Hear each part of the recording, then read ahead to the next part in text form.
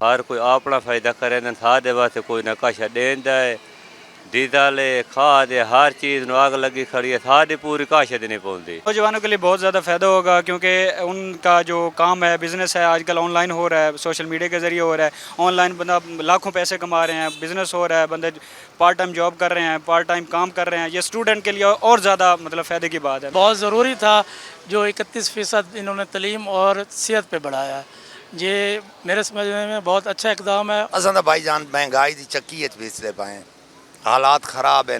گندہ مہنگی ہے، آٹا مہنگا ہے، گھیو مہنگا ہے، کوئی چیز مزدور بندہ تو نہیں لے سکتا نا بھائی جان۔ مہنگائی آپ کے سامنے ہی ہے، عروج پہ ہے، ابھی پیٹرول بہت زیادہ مہنگا ہے، گندم کا آپ نے حالت دیکھیا ہے، جو غریب طبقہ ہے جو ڈیلی بیسس پہ مزدوری کر رہا ہے ان کا کوئی پرسان حال نہیں ہے، ان کو